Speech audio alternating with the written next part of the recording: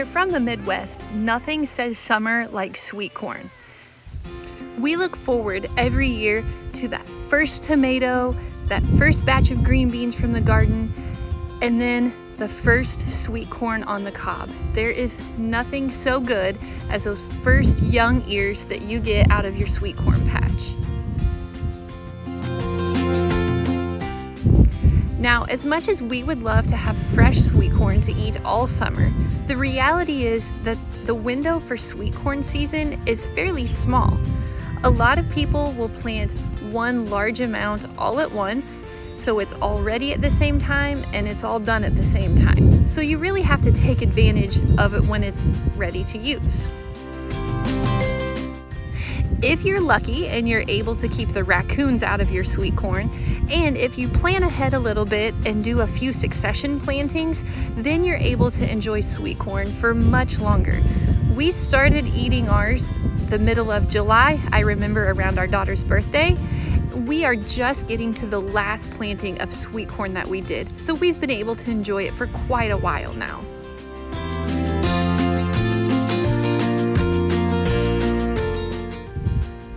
We really try to take advantage when it's ready and put up what we call freezer corn. If we were to try to put up all the corn that we were going to use for the coming year at once, it would be a crazy day-long process. So this year we decided that each time new sweet corn was ready, we would just get a smaller amount and freeze what we could. It's a whole family process, everyone gets involved. Dwayne usually picks the corn and brings it home, and then he and the kids shuck it while I sit and silk it. Then Dwayne cuts it off the cob into the roaster, and I will be the one to bag it up, seal it, and freeze it. Today actually makes the third time that we have put up freezer corn, and we are going to have plenty for the coming year. There are many different ways that you can put up corn. You can can it or freeze it, and we're just going to show you the process that we use to freeze our sweet corn. I would really love to know, is sweet corn a big deal where you guys are from, or is that just kind of a Midwest thing? I would also love to hear how you guys put sweet corn up for your families. Drop me a comment below and let me know what you guys do.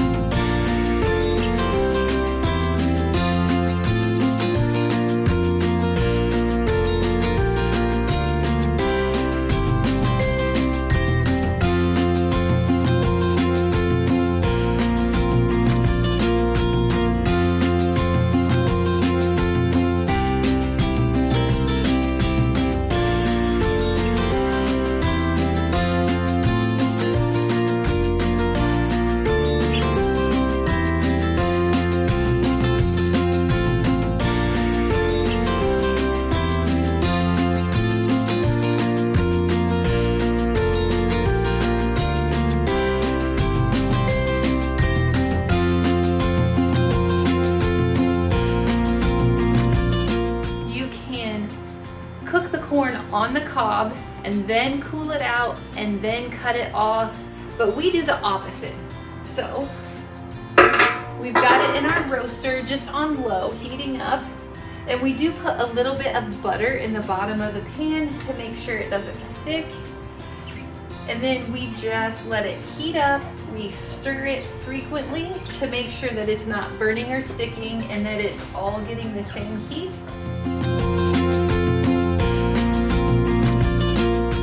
Once we get all of this heated through, then we will turn it off and get it completely cooled out before we put it in our freezer bags.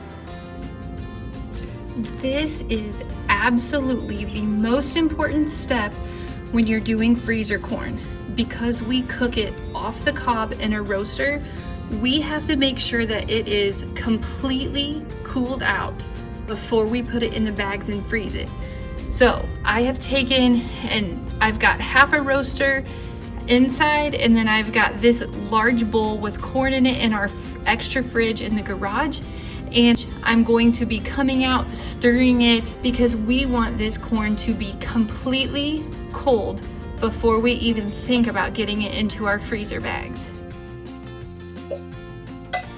I have got the corn out of the fridge and I've checked it. It is cooled out completely, so I'm ready to start getting it into some freezer bags. Now our roaster is an 18-quart roaster and it was pretty much full. I know that I'm probably gonna need about 15 or 16 freezer bags. So what I'm doing, I've got my food saver set up behind me. I'm gonna go ahead and get all of my bags cut to the right size. So this particular food saver, they're all a little bit different. This one has a feature at the bottom where you can make your bags right here all in one. So I just pull my bag through, then I latch this, and when you close this lock, it starts sealing the next bag, and I can cut this bag off while it's sealing that one. Then I unlock it, pull it through, lock it back, and it starts sealing the next bag, and I can cut this one off. So it really makes it a very quick process to get all my bags together.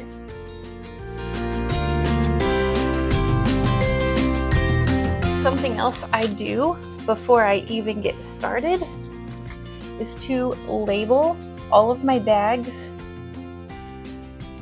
with the date. Now we only do one type of corn in the freezer, so I'm not even gonna label it corn because I know that's what it is, but I will put the date because this is the third time that we have done corn. I want to make sure that I use the older stuff first.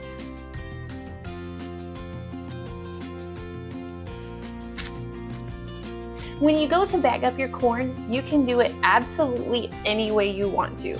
We used to use a Ziploc baggie and it worked just fine. We got a food saver, so we've switched to doing food saver bags. Either way is no big deal. You just want to make sure that you get as much air out as you possibly can. Now our family, we've got a larger family. We do have 5 kids. So when we are bagging up our corn, I just use a 1-cup measuring cup and I will put 3 cups of corn in each bag. We just know that's the amount that we use. You could do 1 cup, 2 cups, or a gallon, however you guys want to put your corn up. Just do the amount that you're going to use in one time. Here, I'm going to scoop 3 cups.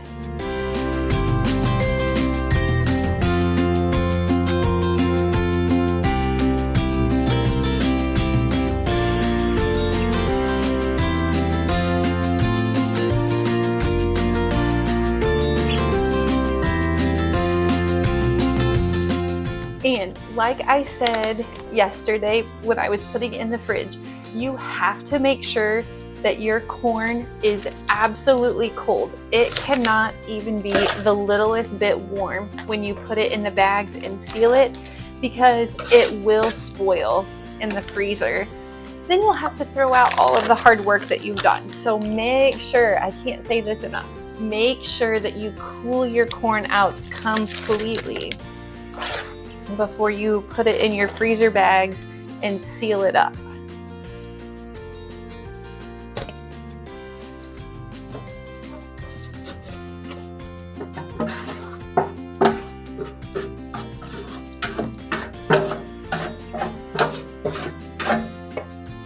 Then we'll see if I made enough bags.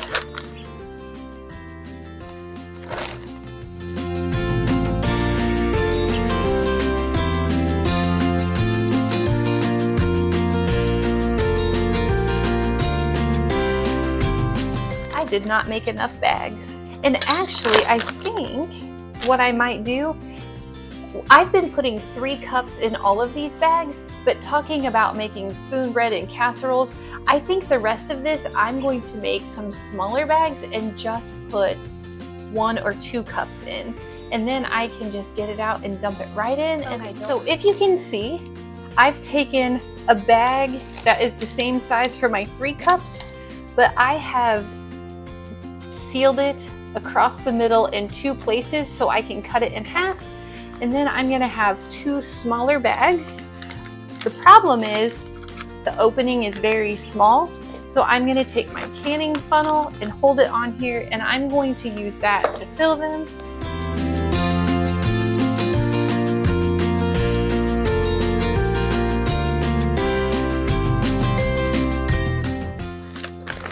Now I have 2 cups of corn in here.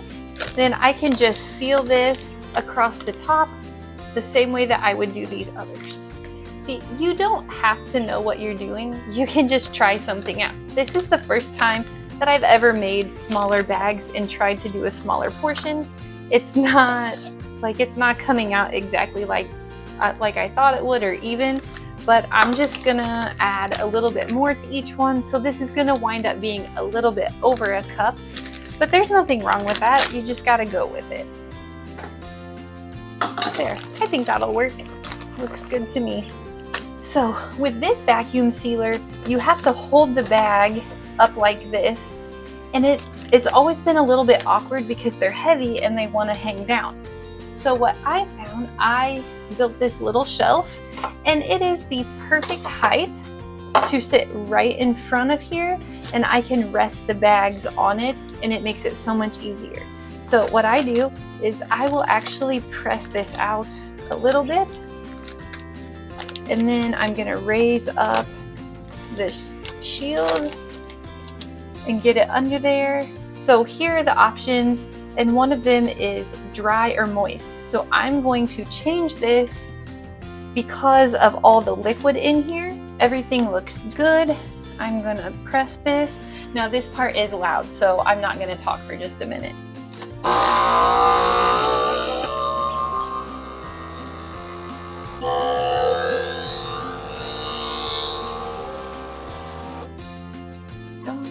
Okay, so the vacuum part is done. Now it's sealing. So it's heating this plastic, melting it together.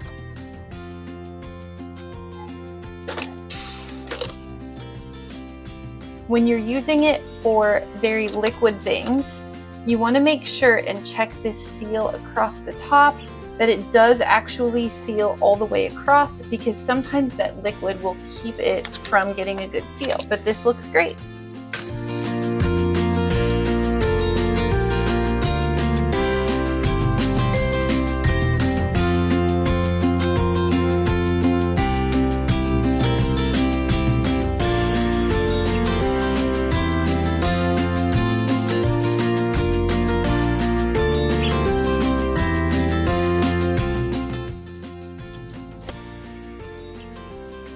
This bag was one that had a little more juice in it, and you can see how much has been vacuumed out in the sealing process. So I just take a paper towel and soak up that juice. I don't want it in the freezer, and I don't want it to do that when I get it out to thaw.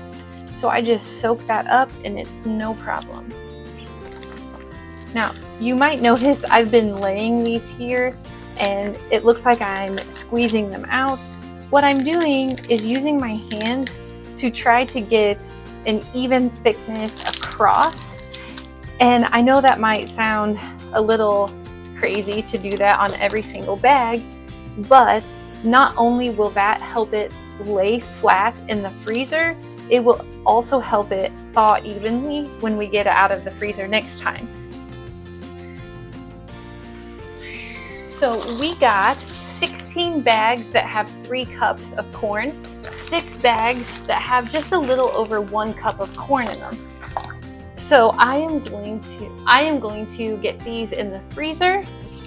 Thanks so much for hanging out with me today while I put up our freezer corn. I hope you guys enjoyed this video, and I'm really curious, do you guys do this where you live? I would love to hear what are you guys putting up for the winter.